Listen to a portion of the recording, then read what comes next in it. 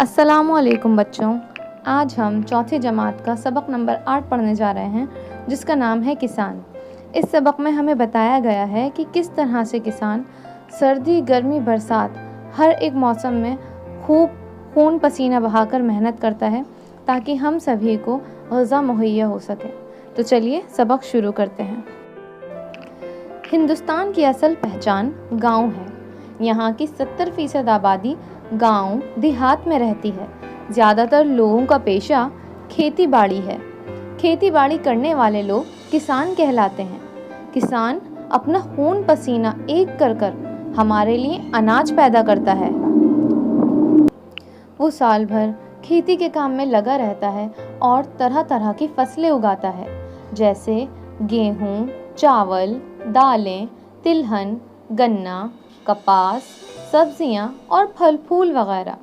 ये फसलें अलग अलग मौसमों में उगाई जाती हैं, चिलचिलाती धूप हो या रिमझिम बरसात।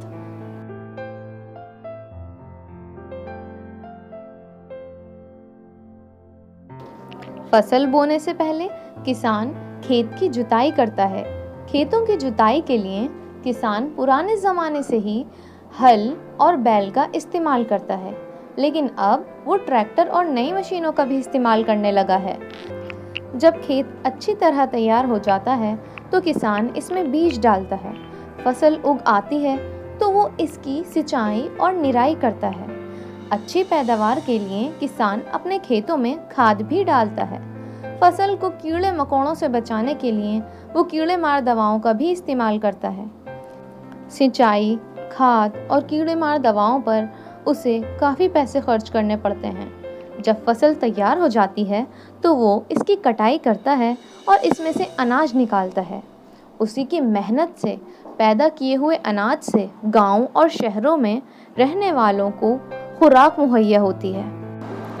अगरचे सरकार की तरफ से किसानों को सहूलियतें भी दी जाती हैं, जैसे कम कीमत पर बीज और खाद वगैरह की फराहमी। सरकार सिंचाई के लिए नहरों के ज़रिए पानी और ट्यूबवेल चलाने के लिए बिजली भी मुहैया कराती है। किसानों को बैंक से कम सूद पर कर्ज की सहूलत भी हासिल है।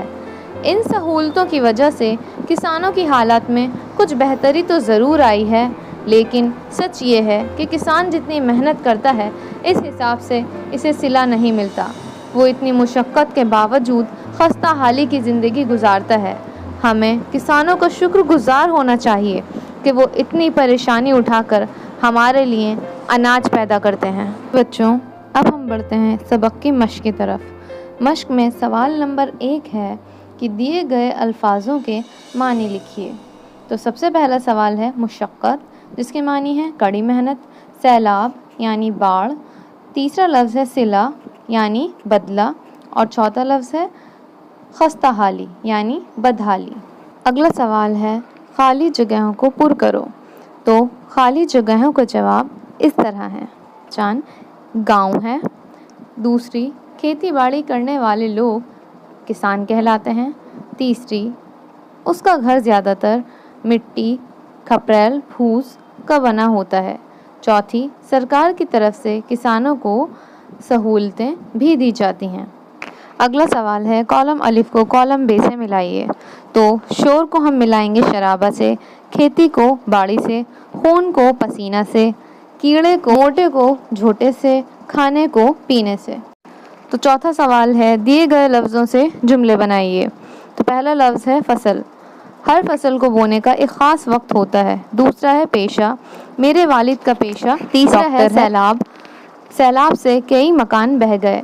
चौथा है सिला, हमारे अच्छे कामों का सिला अल्लाह देगा। और इसी के साथ हमारा ये सबक मुकम्मल हुआ।